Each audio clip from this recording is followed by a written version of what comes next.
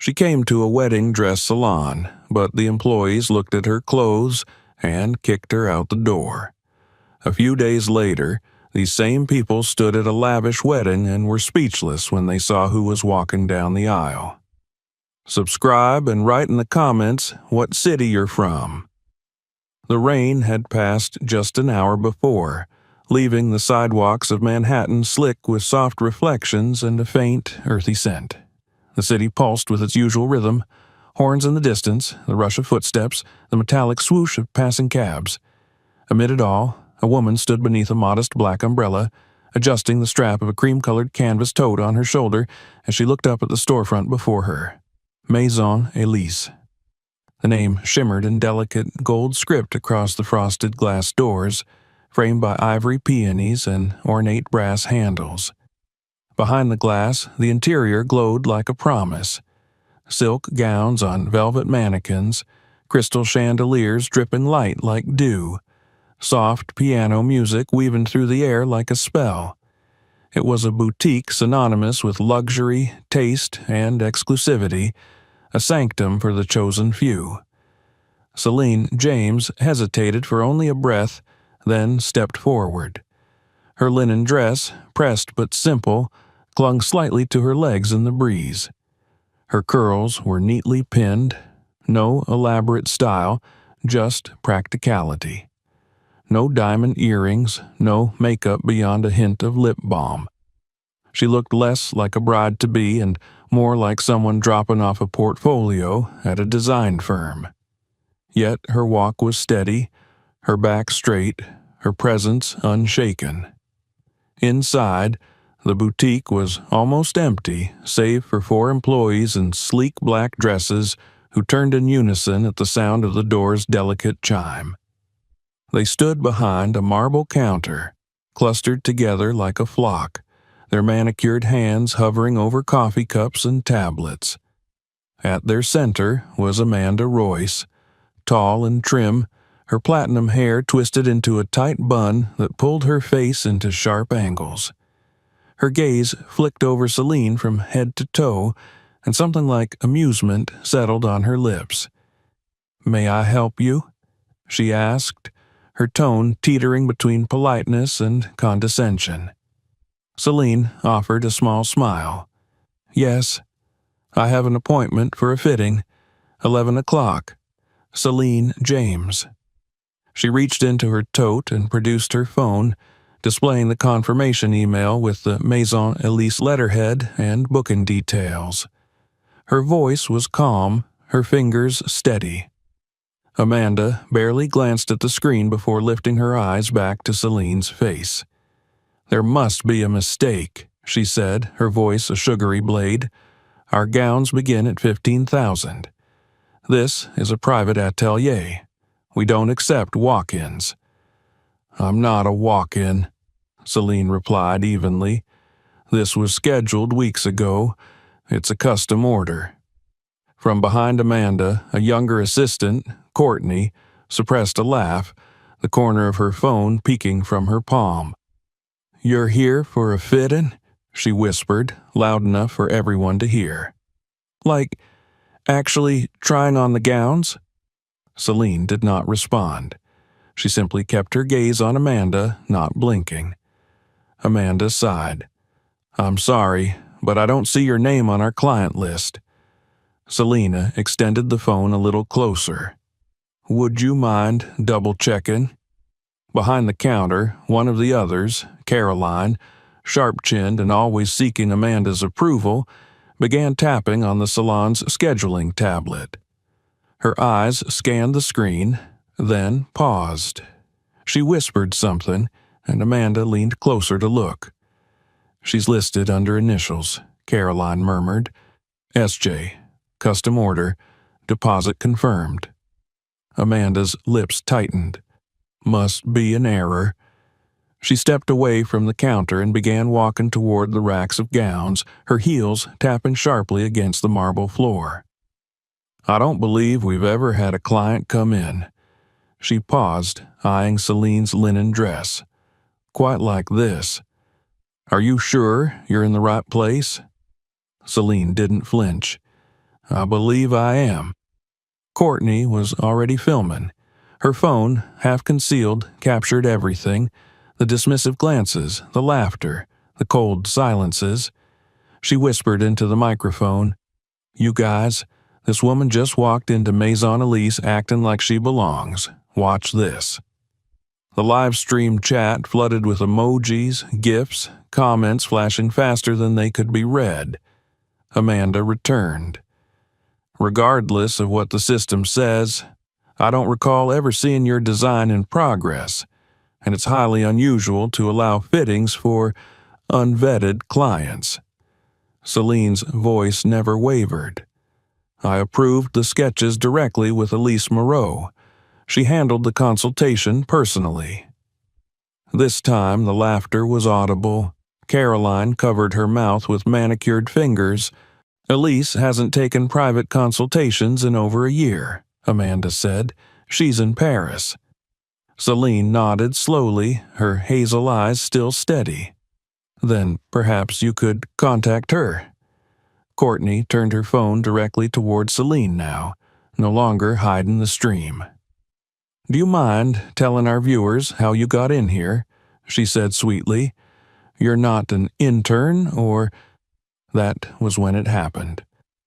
A glass of rosé, set precariously on a tray behind the counter, accidentally tipped as Amanda turned.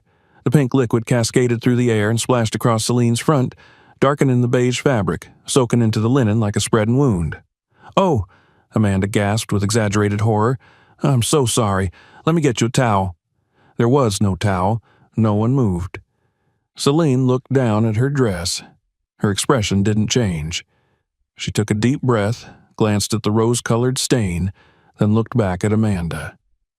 "I'd like to speak to the manager," she said softly. Amanda smiled brightly. "Darling, I am the manager." Behind her, the staff laughed again. Courtney's phone screen caught every second.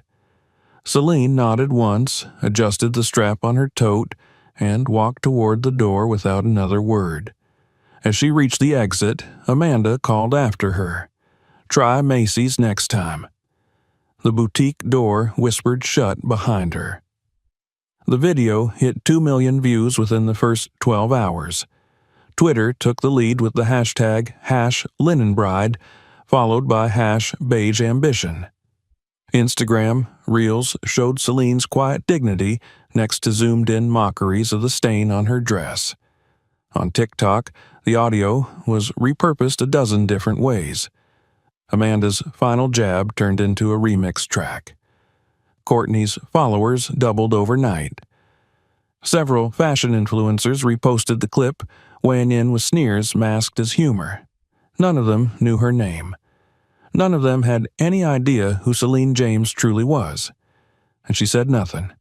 Not a tweet, not a statement, not a single post. While the internet laughed, mocked, and shared, Celine worked quietly behind the scenes. Appointments were shifted, plans accelerated. Conversations that had been private moved into execution. Lawyers, contracts, mergers. She wasn't hiding. She was preparing. Because in 7 days, every single one of them would be in the same room again. Only this time, she wouldn't be the woman in the doorway. She would be the one at the altar. And the dress they refused to let her touch? She would wear it as their new boss. The video of Celine James being soaked in rosé at Maison Elise exploded across social media with a force that no one, not even its creators, fully anticipated.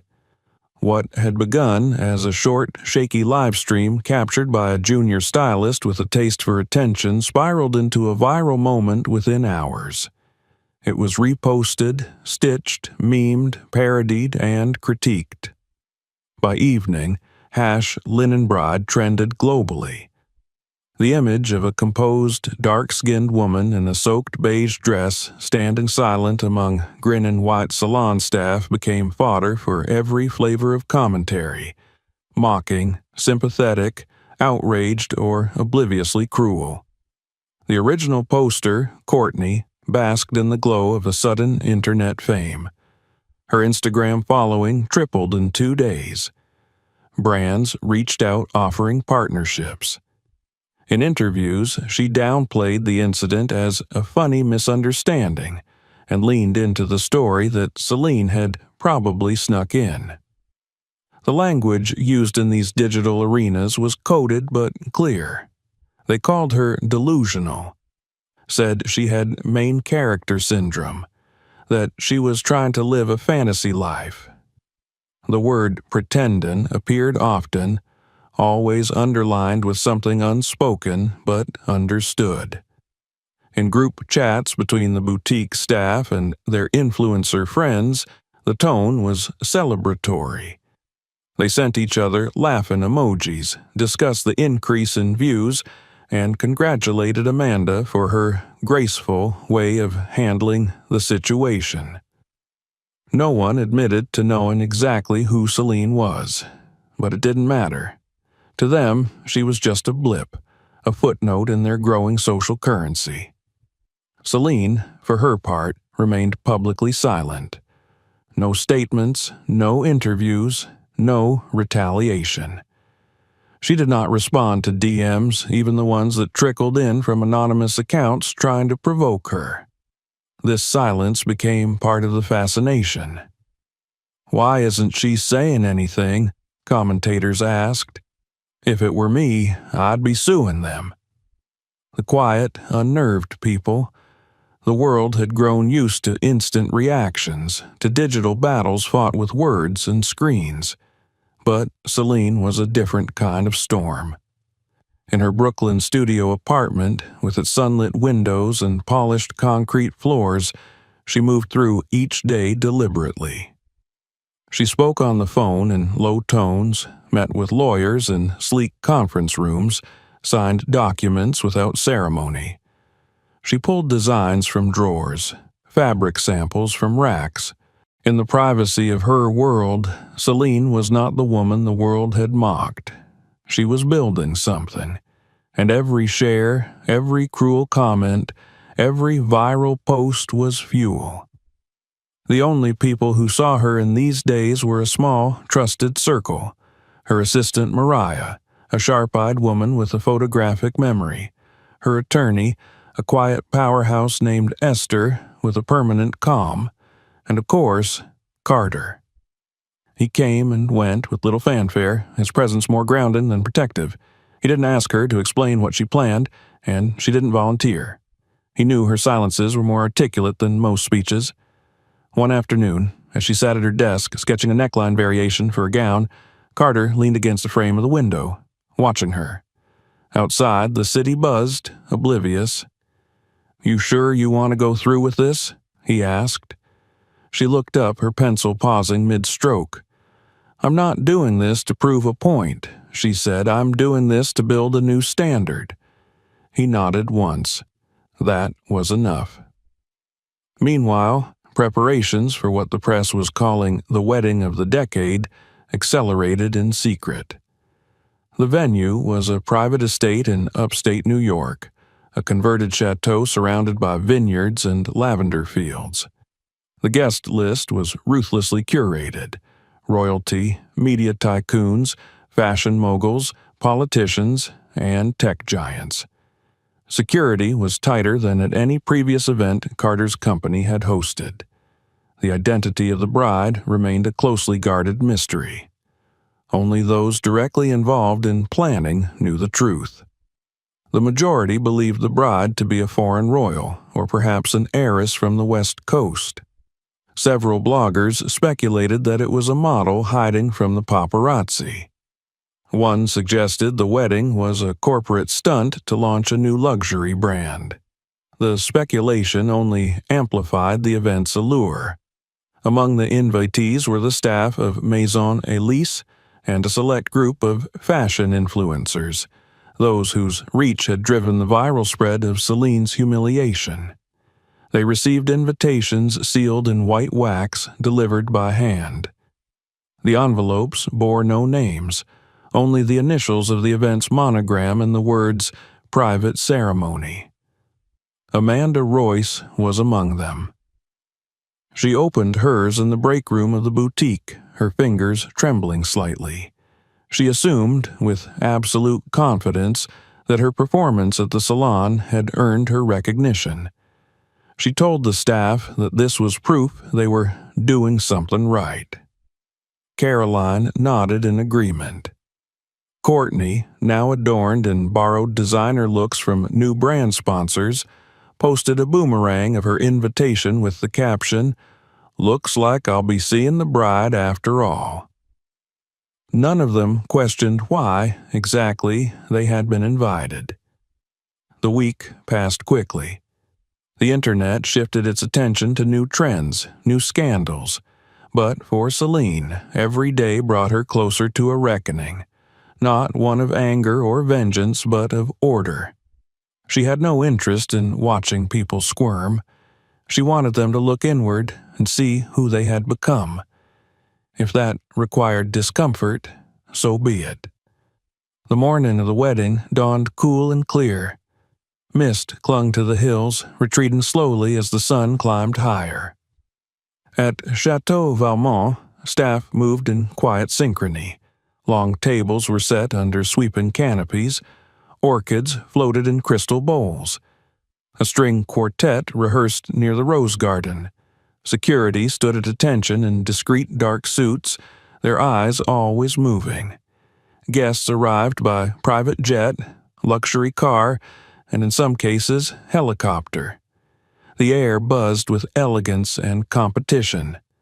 Designers nodded curtly to one another, editors exchanged air kisses, influencers jockeyed for lighting angles for the perfect backdrop of vines or marble columns.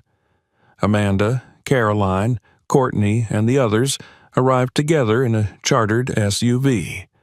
Each wore a gown borrowed through a PR agency partnership. Amanda chose a sleek navy number with a plunging back. Courtney wore glittering gold, documenting every moment on her live stream. As they entered the grand courtyard, they murmured about who the bride might be. "Whoever she is," Courtney said, "she better be iconic."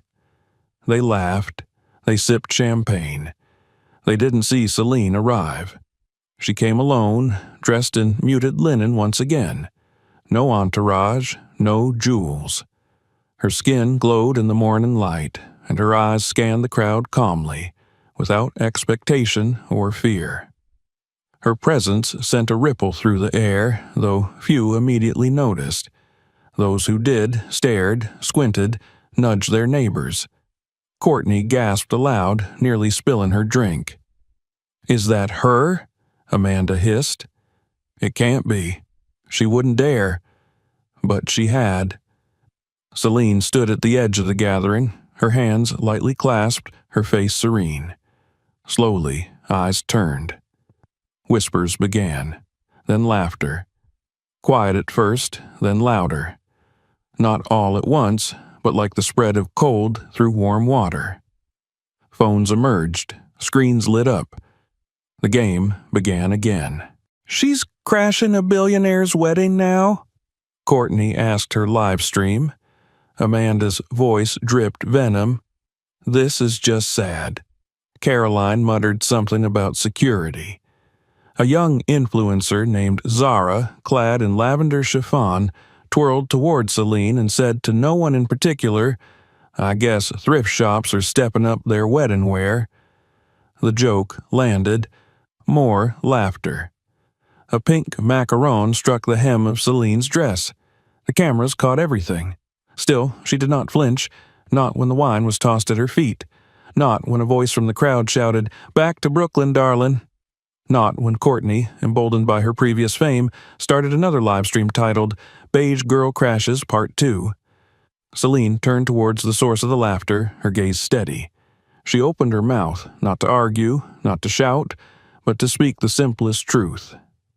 "I'm invited." The words were soft but audible. The quartet faltered mid-note. Amanda barked a dry laugh. "Of course you are." Courtney stepped closer, phone raised. "Mind telling us who exactly invited you?" Celine turned her face toward the nearest security guard. "Ask Carter H." The name was spoken like punctuation. Full stop. A pause fell across the courtyard. Realization rippled faster than disbelief could catch up. Then everything shifted. The music ceased entirely. The air thickened. The bride, it seemed, had already arrived. Silence clung to the courtyard like fog after the storm. The music had stopped. Conversations dissolved mid-sentence. 1,000 eyes turned toward the woman standing near the marble fountain, her hands loosely folded in front of her, her beige linen dress still faintly stained with the pink splash of rose.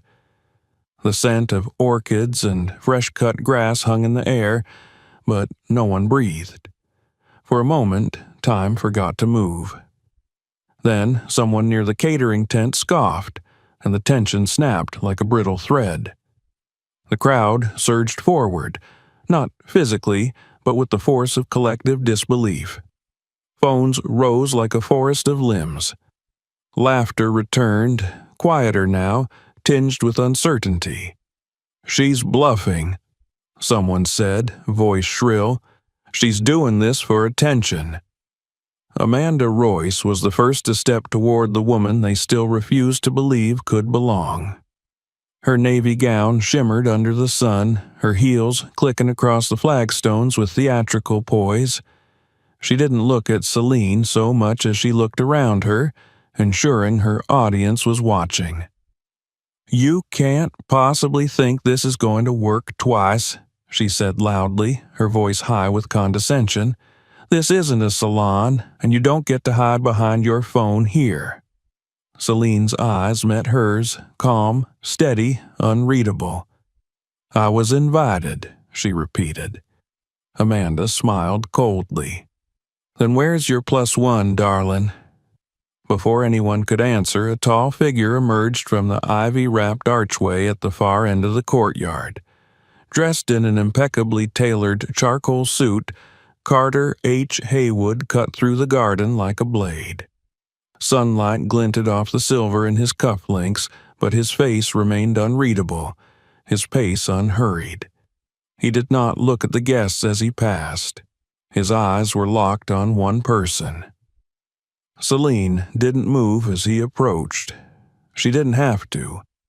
When he reached her, he took her hand without ceremony, threading his fingers through hers like it was the most natural act in the world. The silence returned, deeper this time. He raised her hand to his lips and kissed her knuckles, not as a performance, but as if they were alone in the room. Gasps scattered across the courtyard like raindrops on marble. "She's with him?" a designer whispered. "That can't be. She's the bride." No, this is a trick." Carter turned then, standing beside Celine, and finally addressed the crowd. His voice was low but carried effortlessly. He did not raise it. He didn't need to. "I'd like to introduce you," he said, "to my fiancée." The words dropped like stones into a still pond. There was no applause, no cheers, only stunned silence and a ripple of shifting weight as people exchanged glances, trying to process what they had just heard. "Her name is Celine James," Carter continued. "She's the love of my life, the woman I will marry today." Somewhere near the back, Courtney lowered her phone in slow motion. Her stream was still running, her viewers rapidly increasing, comments pouring in like an avalanche. Amanda's mouth opened, but no words came. Caroline reached for her flute and missed, nearly knocking over the table beside her. Zara blinked rapidly, her mouth slightly agape. Carter's expression didn't change. We chose to keep her identity private until now. Not because we were ashamed, but because we knew the world would try to make it about anything but love. He glanced at Celine, and she nodded once, a subtle gesture filled with trust. "And since the world insisted on speculating," he continued, let me clarify a few things." He turned slightly, addressing the crowd more fully. "Celine is not a social climber. She's not a model. She's not a fame seeker. She is the founder and creative director of Eve, yes, the fashion label you've all been wearing, photographing, and praising for the last 2 years. You know the clothes. Now you know the woman." A sound escaped from someone's throat, a strangled noise between a laugh and a sob. Another glass fell and shattered on the stones.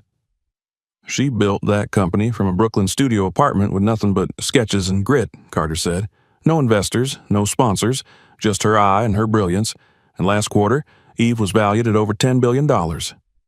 Zara's lavender chiffon seemed to wilt under the weight of the news. Theo, standing beside her, looked like he might be sick.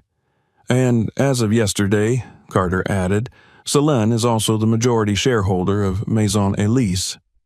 This time, the silence cracked audibly.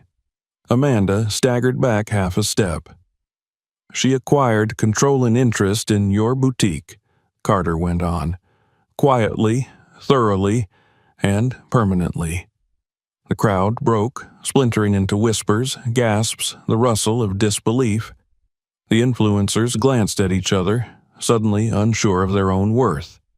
Someone whispered, "No wonder they didn't recognize her. She owns them." Celine had not yet spoken. She stood beside Carter, dignified, unmoving, her gaze sweeping across the crowd not in anger, but in quiet judgment. Carter turned again. "There are some here who humiliated her, publicly and privately, who live-streamed her pain, mocked her for the color of her skin, the simplicity of her dress, and the dignity of her silence. You judged her by her outfit, not by her soul. And now you have to live with that." He nodded towards the tall woman near the edge of the courtyard. Elena Ruiz, Celine's chief of staff, stepped forward in a gray suit with a tablet in her hands. Her heels were silent, but her presence was not. "Elena," Carter said, "name them." Elena read without flinching. "Amanda Royce, Caroline Dunst, Courtney Blake, for orchestrating and broadcasting Miss James's mistreatment at Maison Elise. Zara Kane, Theo Voss, for amplifying it, for profiting from her pain. You are formally dismissed from all brand collaborations and barred from any future partnership with Eve or its subsidiaries." Security emerged, discreet but firm. Amanda shrieked. Caroline turned pale. Courtney began to cry, whispering, "I didn't know," over and over again as one of the guards gently took her elbow. Phones filmed as they were led away. Amanda's navy gown caught on a low table and tore at the hem. Zara's lavender sash unraveled. Theo's face drained of color. It wasn't dramatic. It was surgical, quiet, controlled, the exact opposite of the chaos they had created. Outside the gates, reporters swarmed, flashbulbs popped, headlines were already being written. Maison Elise manager ousted by secret bride. Viral mockery turns into corporate justice.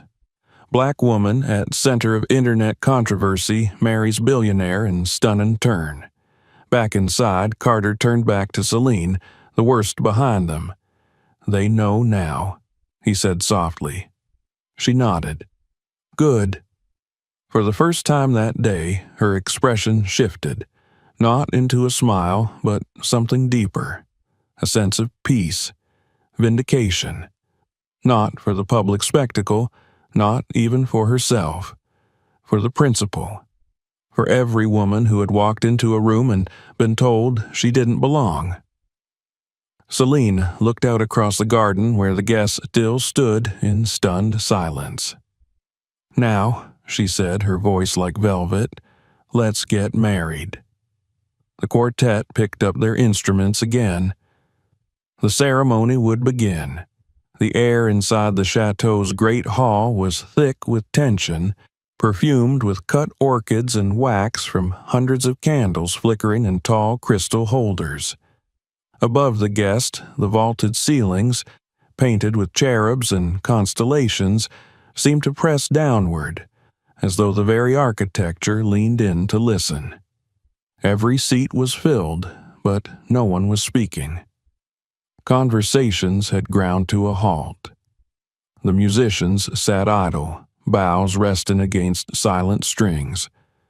All eyes were fixed on the empty space at the front of the aisle, where the altar stood bathed in amber light, waiting. Guests shifted in their seats, checking the time discreetly, wondering if this was part of some orchestrated spectacle. The bride was late. There was no announcement, no whisper from the staff, no apologetic coordinator stepping forward with a clipboard, just silence and growing curiosity. In the back of the hall, near the tall oak doors, a soft stir ran through the crowd. A movement. Heads turned. The massive doors remained closed, but a figure approached them from the inside. The groom. Carter Haywood stepped into view like a tide rolling in, slow and certain. He wore a black tailored suit so sharp it seemed stitched with shadow, the lapels pressed like steel. There was no flower on his lapel, no boutonniere, just a single cufflink glinting in the candlelight, bearing the stylized E of his fiancée's fashion label. His expression was unreadable, but not cold. It held a stillness that came not from detachment, but from knowing something no one else did. He took his place at the altar with a quiet grace that silenced even the low whispers. His eyes scanned the room slowly, passing over designers, politicians, journalists, and influencers, each of them adorned in borrowed glamour and unearned certainty. He looked at them not with judgment, but with memory. He had seen the streams. He had read the comments. He had watched the way the world turned mockery into entertainment, cruelty into currency. And now he stood before them, holding the weight of a promise. A murmur rose at the back of the room. The doors opened, and everything else ceased to matter. Celine James stepped into the hall, not as the woman they had humiliated, not as the viral subject of laughter, but as a vision of power wrapped in silk and diamonds. Her gown cascaded in waves of ivory, the fabric clinging like light made solid. Embroidered with delicate threads of platinum and stitched with diamonds along the bodice, it shimmered with each step. Her train followed like a river of moonlight, gliding behind her with soundless command. Her hair was swept up in a simple twist, elegant and strong, held by a single diamond clip that caught the candlelight like a star. No veil covered her face. She had nothing to hide. Her skin, radiant under the golden glow, bore no trace of shame. Her eyes, hazel, direct, unflinching, met every stare and returned it with silence. She walked alone, without a father or an escort, without a handler or stylist fussing at her side. Her steps were measured, calm, grounded. She walked not like someone who had something to prove, but like someone who had already proven it and simply chose not to explain. A gasp rippled across the room. Amanda Royce, now seated toward the middle, turned pale. Caroline's hands trembled as she clutched the armrest of her chair. Courtney, in the far corner, raised her phone again, but hesitated before hitting record.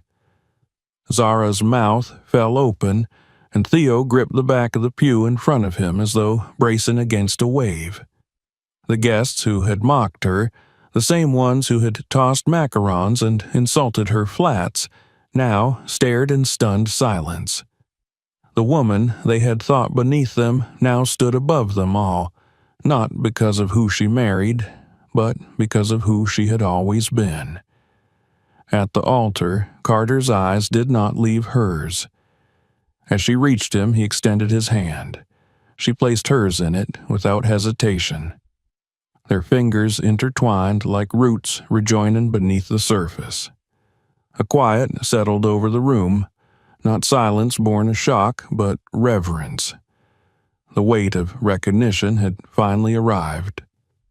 The officiant, a silver-haired Frenchman in crisp white vestments, stepped forward. His accent curled around his words like ivy as he began the ceremony. But no one truly listened to the scripted lines. All attention was on the two figures standing together, their connection so palpable it bent the air around them. When it came time for vows, Carter turned first. "I've built empires," he said, his voice steady, "but nothing as meaningful as this." He looked at her, not through her. "You have held your silence while others shouted. You have shown grace when others clawed. You have never needed me to protect you, but I will. Always." His voice dropped slightly. "Today, I vow not to make you stronger. I vow to stand beside your strength." There was no applause, only a collective breath drawn and held. Then Celine spoke. Her voice was velvet and iron, low and unwavering. "I have known power that shouts and power that whispers.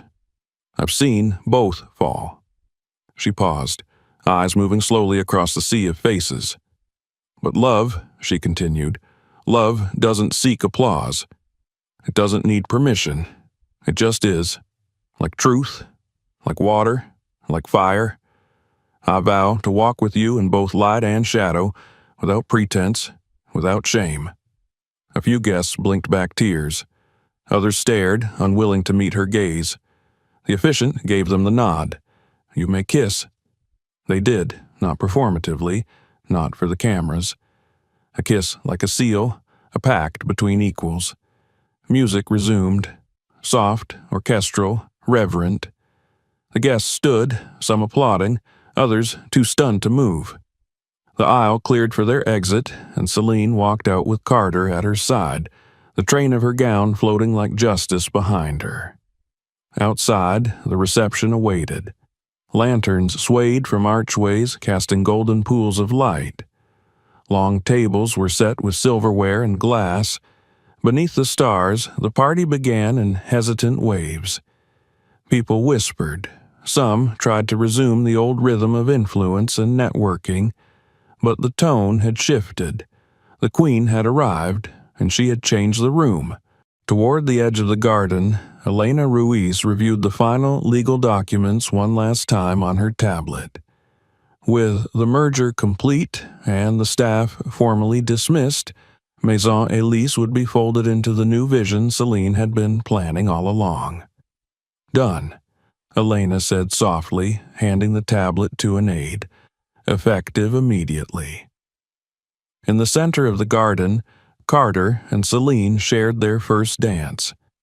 A hush fell over the guests again as they moved in slow circles, the train of her dress glowing in the light, his hand steady at the small of her back. It was a moment suspended, no longer about fashion or status or spectacle. It was about presence, about dignity, about quiet, unshakable triumph. And as the music swelled, the guests watched with a kind of reverence not born of celebrity, but of awe. Because they all knew, whether they admitted it or not, that they had just witnessed the rewriting of the rules. And she had done it without ever raising her voice.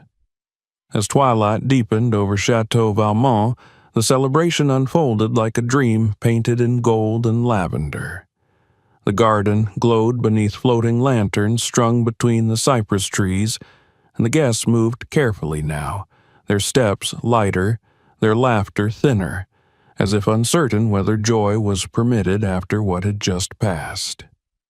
The dance floor filled slowly, with those bold or oblivious enough to pretend nothing had changed. Others lingered at the fringes, whispering, processing, glancing toward the newlyweds who had reshaped the air itself. At the far end of the lawn, a photographer snapped quiet photos of Carter and Celine, who stood just beneath the arch of an ancient olive tree, her fingers resting lightly in his, the folds of her gown spilling over the grass like a living sculpture. Neither of them posed. They didn't need to. They simply existed, radiant and rooted, as if the world had finally adjusted to the gravity of their truth. But not everyone embraced the change. Amanda Royce, her navy gown still torn from her earlier stumble, sat on a stone bench near the eastern fountain, clutching a half-empty glass of champagne in hands that trembled despite her effort to appear composed. Her lipstick had faded. Her hair had begun to lose its lacquered shape. She looked less like the poised gatekeeper of a luxury salon and more like a relic from a closing act. Around her, silence had settled. No one approached. The very people who had once orbited her presence now avoided her gaze. Caroline lingered nearby, pacing in tight circles, phone in hand, scrolling with increasing desperation. Her face was pale, and she seemed not to see the rose petals beneath her feet or hear the music floating across the lawn. She was searching for a signal in the wreckage, some message from corporate, some email that would explain this away, undo what had been done. Courtney stood frozen beside the drink table, her gold dress catching the flicker of candlelight. Her phone had been confiscated hours ago by one of Elena Ruiz's aides, and her hand twitched occasionally as if still reaching for it. She hadn't spoken since being escorted off the livestream stage, and now she stared blankly at the table, eyes glistening with the panic of a performer who no longer had an audience. Further down the path, Zara paced angrily in her lavender chiffon, muttering curses beneath her breath. She passed Theo, who sat on the edge of a garden bench, hunched over, running a hand through his hair. He looked up at her once, opened his mouth, then thought better of it. Whatever camaraderie had bonded them in mockery now fractured under the weight of consequence. The security team, professional and discreet, had not returned them to the chateau's interior. Instead, they were escorted to the edges of the property, where they were instructed to wait for their transportation. No dramatic exits, no sirens, just the cold reality of being dismissed. They remained on the outskirts, exiled from the glow and warmth of the event, their names echoing silently in digital purgatory as followers unfollowed, sponsors withdrew, and comment sections turned venomous. The shift in public perception had not waited for morning. On social media, Celine's identity spread like wildfire. Screens lit up across the globe with headlines that read more like retractions than reports. Fashion blogs scrambled to update their bios of Eve, no longer referring to the founder as mysterious, but instead declaring Celine James a visionary.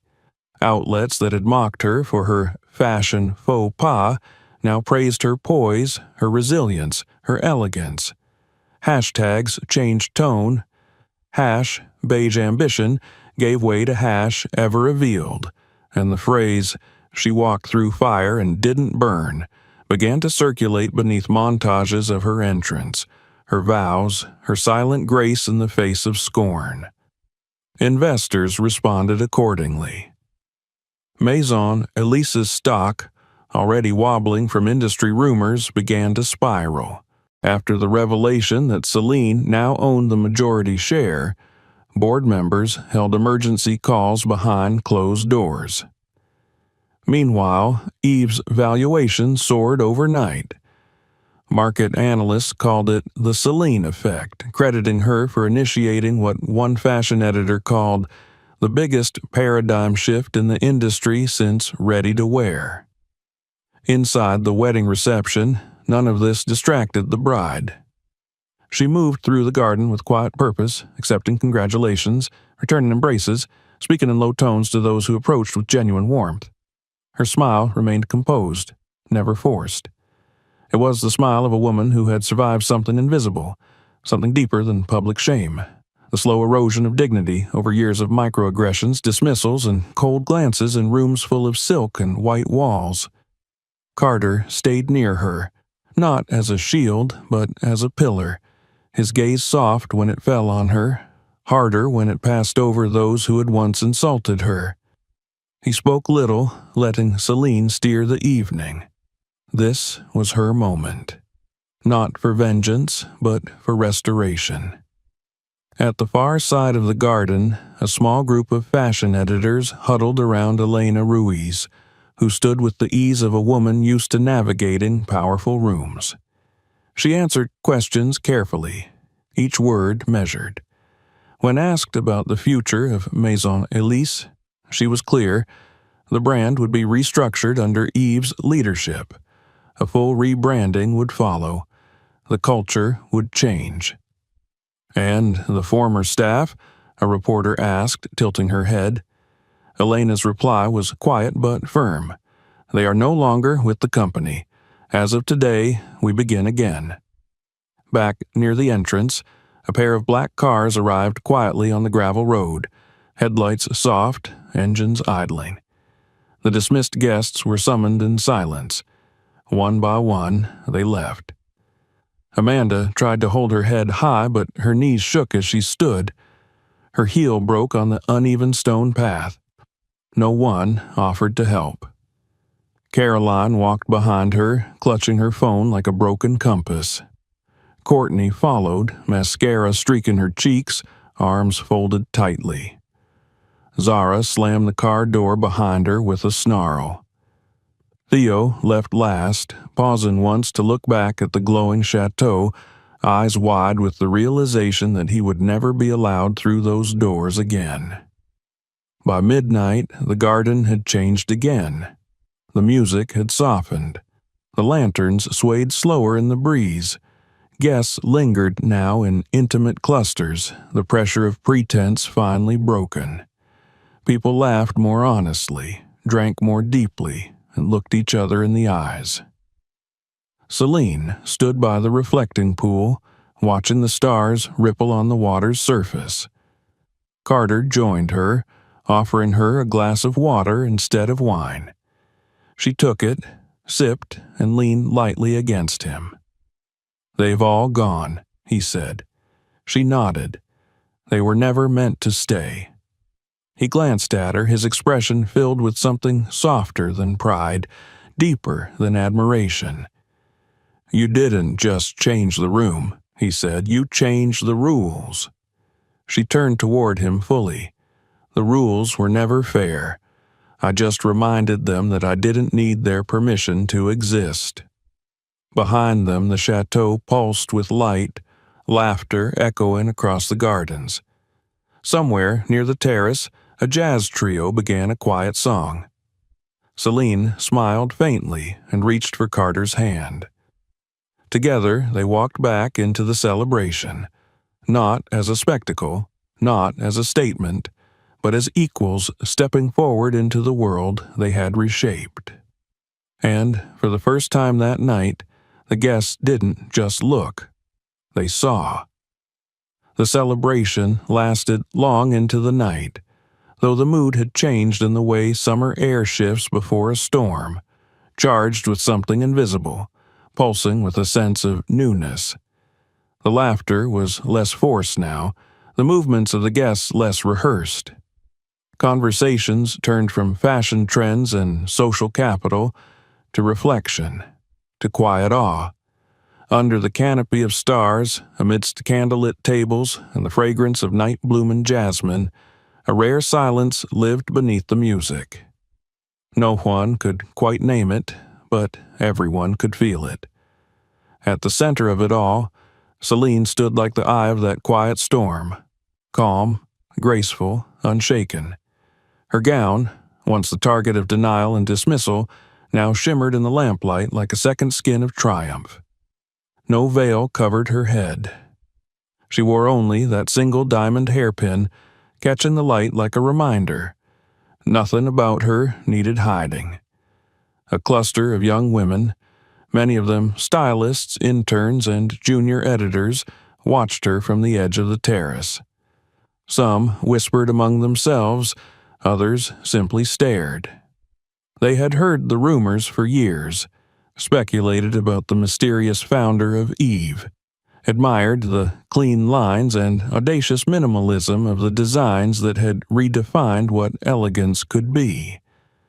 But none of them had imagined she would look like this, that the woman behind the billion-dollar label would be black, that she would walk with the restraint of someone who had endured far more than gossip. Near the reflecting pool, an editor from a major fashion publication approached her cautiously. She had once shared the viral video of the rose incident with a sarcastic caption. Now, her voice trembled with sincerity. "Your dress," she said. "It's the most beautiful thing I've ever seen." Celine inclined her head in quiet acknowledgement. "Thank you." "I didn't know," the woman started, then stopped. "I didn't know it was you." "You didn't care to know," Celine said gently. "That's what has to change." The editor opened her mouth again, but the words didn't come. She looked down, nodded once, and stepped back into the crowd. Later, when most of the guests had moved indoors for the candlelit dinner, Celine remained in the garden. A warm wind rustled the tall hedges. The fountain sang quietly. Beside her, Carter stood, his hand brushing hers in small, grounding movements. He didn't speak until she did. "I want to speak before dessert," she said. He didn't ask what she meant. He simply nodded. At the stroke of 10, the lights dimmed in the great hall. The low hum of conversation stilled. The strings faded to silence, and Celine stepped forward, alone, toward the center of the room. Her steps echoed off the marble. A hush fell like snow. No microphone was needed. When she began to speak, her voice was low but steady, and somehow it filled every corner of the room. "This evening has been many things," she said. "A wedding, a celebration, a reunion, and for some, a reckoning." She let the words settle, not with bitterness, but with clarity. "I never meant for my story to become public in this way. I did not ask to be filmed. I did not ask to be mocked. But I did ask for a dress. And in the process, I received something far more important. A reflection of how this industry sees women like me. Not just women of color, but women without obvious wealth, without polish, without a famous last name. Women who don't enter rooms dressed for acceptance because they were never taught to seek it. A few people in the room shifted in their seats, but no one looked away. I was told I didn't belong because of my clothes, because of my voice, because I didn't arrive in the right armor. But what is fashion if not a mirror? And what does it say about us when the mirror only reflects the same face over and over again? She paused, letting silence do its work. I built Eve to answer that question, not with anger, but with intention. I wanted to design for the women no one designed for, the ones who weren't invited to the table, or worse, who didn't even know a table existed. She looked across the room, and for a moment, her eyes met those of a young woman sitting near the back. Dark skin, simple dress, hands folded tightly in her lap. She looked like she had not breathed in 10 minutes. I do not want applause, Celine said. I want change. The room held still. I'm announcing the expansion of Eve. We are creating a bridal line, not for the elite, not for the curated few, but for every woman who dares to love herself enough to want beauty on her terms. Inclusive sizing, adaptive design, custom work that doesn't require a pedigree. A network of designers from across the globe, black, brown, indigenous, trans, disabled, who have never been given a platform. We will give them one, not as charity, but as collaboration. Murmurs swept through the room. Eyes widened, hands reached for phones, then hesitated. No one wanted to break the spell. And as for Maison Elise, she continued, its name will remain, for now. But its purpose has changed. Its leadership has changed. The gates it once guarded have been opened. The rules rewritten. There will be no more auditions for belonging. No more tests in the fitting room. No more humiliation passed off as heritage. Someone began to clap. Another joined. Soon the room was filled with the sound, not raucous or showy, but honest. From editors, models, interns, guests who had arrived skeptical and now sat transformed. Some stood, some remained seated, stunned into stillness. Celine held up her hand once, and the applause softened. "I want to say one more thing," she said. "To those who judged me, learn from this. Kindness costs nothing, but cruelty has a price." And then she stepped back, returning to Carter's side. He said nothing. He didn't need to. Later that evening, beneath the stars, Celine found herself standing alone near the stone fountain. The crowd had returned to dancing, eating, talking in hushed, reverent tones. She stared into the water, watching the reflection of her dress ripple under the surface. A voice broke the stillness. "I'm sorry." She turned.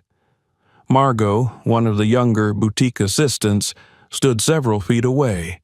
Her black lace dress creased from sitting too long, her face pale. "I didn't say anything when they laughed," she continued, voice cracking. "I knew it was wrong. I didn't know who you were." Celine approached slowly, her expression unreadable. When she reached Margot, she placed a gentle hand on her arm. "You don't need to know someone's name to be kind," she said softly, "but your apology matters." Margot nodded, visibly trembling. "I need someone to help oversee the new bridal showroom," Celine added. "Someone who understands what it means to see things clearly after looking away for too long." Margot stared. "Me?" Celine smiled. "You saw me when no one else did. That counts." The offer was left hanging, like a promise in the air. Back in the garden, the music shifted again. A slow instrumental, rich with strings, rose into the sky. Carter appeared at her side, offering his hand. She took it, and they returned to the center of the space where the grass had been worn into a soft dance floor. They swayed under the stars, beneath lanterns and silence, and the knowing eyes of a world beginning to change. Her gown shimmered as they moved, the fabric trailing like light. Guests watched from the edges, wine glasses in hand, eyes full of something unspoken. No one reached for their phones. No one wanted to look away. And as they danced, Salon knew the real mission had only just begun. The first light of dawn crept slowly over the hills surrounding Chateau Valmont, gilding the tiled rooftops and spilling through the high, arched windows like a quiet benediction. The festivities had faded into the silence of sleep or contemplation, leaving behind only traces: half-drunk glasses, wilted petals on tabletops, candles still smoldering in the morning hush. Somewhere, far off, a bird began to sing, tentative and clear as if testing the world's readiness to begin again. Inside the chateau, much of the staff moved in hushed rhythms, cleaning, resetting, restoring. The grandeur remained, but the air had shifted. The atmosphere, once saturated with pride and pretense, now hummed with something else entirely: a quiet humility, an awareness that something essential had been redefined. On the terrace overlooking the vineyard, Celine stood barefoot, wrapped in a silk robe the color of bone. Her hair had been let down, curls tousled by sleep and wind. In her hands she held a warm mug of tea, steam curling up toward her face as she watched the sky shift from charcoal to blue. She hadn't slept much, but she didn't feel tired. Her body felt light, almost unmoored, as if the weight she had carried for so long had finally unhooked itself from her bones. Behind her, the door opened with a soft creak. Carter stepped out, still dressed in his shirt from the night before, the collar unbuttoned. He came to her side without a word, slipping an arm around her waist, his chin resting on her shoulder. They stood that way for a long while, the vineyard stretching before them, the horizon endless and pale. "They're calling you a revolutionary," he murmured. Celine didn't smile, but her lips parted as if tasting the word. "Good," she said quietly. "Let's keep it that way." They remained there, side by side, the breeze catching the hem of her robe, the morning touching their skin like a blessing. Later that morning, the first headlines began to pour in. Major publications declared it the wedding that changed fashion. Others focused on the woman at the heart of it all. "Salon James redefines elegance," read one. "From viral humiliation to bridal icon," proclaimed another. Her speech from the night before was already being transcribed, reposted, dissected, translated. Clips of her walking alone down the aisle, her words about kindness and cruelty, the unflinching dignity with which she had stood at the altar, all of it spread like wildfire. But Salon remained still. She didn't chase the wave. She let it rise without her. Inside the chateau's reception hall, a few remaining guests gathered for breakfast. Among them were those who had once stayed silent, who had watched the mockery unfold and said nothing. Now they looked at Salon with something deeper than admiration, with respect. Not because she had won, but because she had made them confront their own reflections. Margot sat alone near the window, a plate of fruit untouched before her. Her eyes were rimmed red, but her posture had changed. The defeat was gone. What remained was resolve. When Salon entered, dressed simply in a cream dress and low sandals, Margot stood. "I've been thinking," she said, her voice rough but sure, "about what kind of place I want to help build." Celine met her gaze. "Then we'll build it together." It was a moment without ceremony, but more real than most contracts. Later, in the car that would take them back to New York, Celine sat quietly, watching the road unwind beneath the trees. Carter sat beside her, holding her hand. They didn't speak much. There was nothing that needed saying. The silence between them was full. Back in the city, things had already begun to move. The newly installed management team at Maison Elise began implementing sweeping changes. Training programs on racial bias, inclusive hiring policies, transparent pricing models. The store was closed for a week of restructuring. When it reopened, the display windows no longer featured only white mannequins and skeletal poses of wealth. Now there were women of color, of different sizes, one with vitiligo, another with a prosthetic arm, all dressed in the new Eva Bridal line, pieces that whispered elegance instead of screaming exclusivity. The boutique's walls, once stark and sterile, had been softened with earthy tones, bookshelves lined with stories of designers from marginalized communities and photos of real brides, submitted from around the world. A sign hung above the reception desk in quiet gold letters, "Every woman is worthy." The city responded with reverence. Brides who had once dreamed of but never dared to enter walked through the doors with trembling fingers and tears in their eyes. They were welcomed with warmth, not judgment. Fittings were no longer performances. They became ceremonies of becoming. And, amidst it all, Salon remained the quiet center. She gave few interviews, released only one statement. This is not a rebrand. It is a return to purpose. Brands that had once rejected her now scrambled to align themselves with her mission.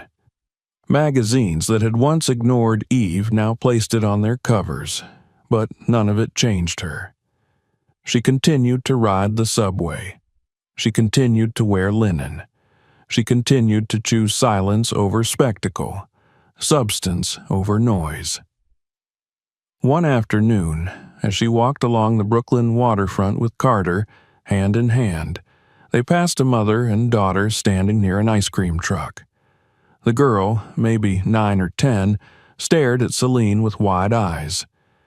She was dark-skinned, her hair in braids, wearing a T-shirt with a drawing of a crown and the word "bold" beneath it.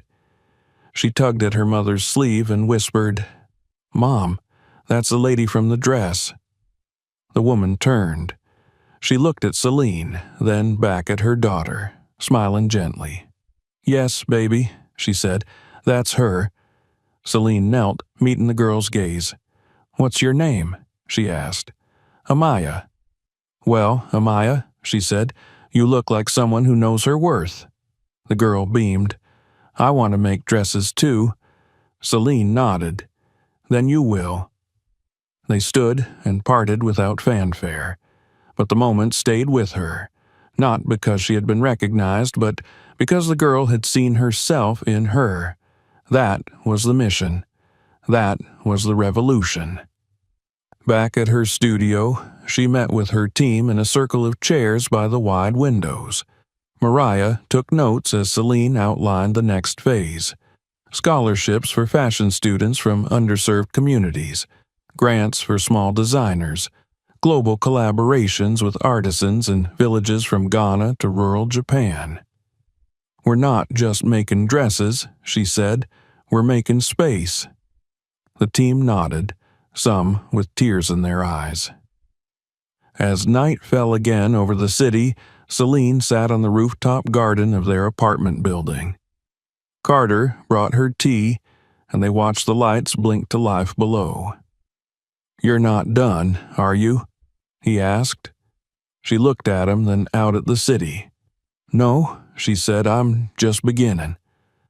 And above them, stars blinked into place one by one, like stitches in a fabric too vast to comprehend, sewn silently by the hands of those who dare to change the pattern. If you enjoyed this story, don't forget to subscribe for more. Watch the next video to discover another powerful journey. And share this video with someone who needs to hear it.